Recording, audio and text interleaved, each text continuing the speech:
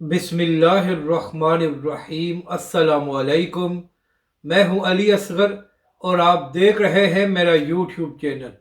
इमरान रियाज जंजीर में बंधा हुआ है, सीनियर सहाफ़ी बड़ी खबर सामने ले आए। इस वीडियो में हम इसी के मुतालिक बात करेंगे।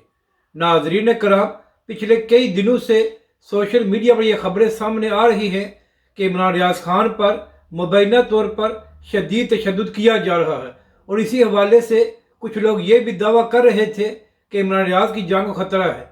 तो इसी हवाले से आज कुछ सहाफ़ियों ने प्रोटेस्ट भी किया है और हुकूमत से मुतालबा किया गया है कि इमरान रियाज को फौरी रिहा किया जाए।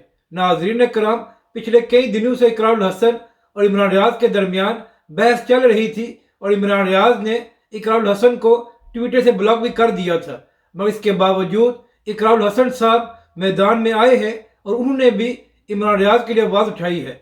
इकरारुल हसन ने हुकूमत से मुतालबा किया है कि फ़ौरन इमरान रियाज को रिहा किया जाए, जबकि दूसरी जानब सीनियर सहाफ़ी महर बुखारी साहिबा ने अभी एक ट्वीट की है जिसमें उन्होंने कहा है कि इमरान रियाज के बारे में मुकम्मल मालूमात नहीं मिल रही, मगर एक करीबी ज़राए ने इस बात की तस्दीक की है कि इमरान रियाज जिंदा हैं और उनको जंजीर में बांध कर कैद रखा गया है।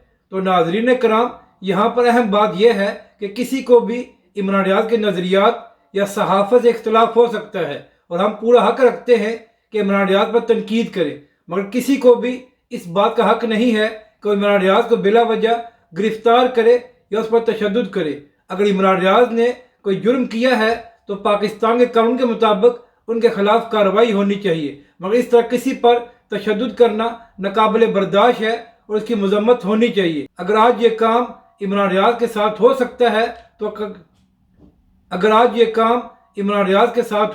है तो कल किसी और की भी बारी आ सकती है। तो लिहाजा सबको मिलकर इमरान रियाज की गिरफ्तारी की मजम्मत करनी चाहिए, और जिस तरह ये खबरें सामने आ रही हैं कि इमरान रियाज पर मुबैना तशद्दुद किया गया है, इसकी भी शदीद मजम्मत होनी चाहिए और हुकूमत को अपनी पोजीशन क्लियर करनी चाहिए कि इस वक्त इमरान रियाज खान साहब कहाँ पर हैं।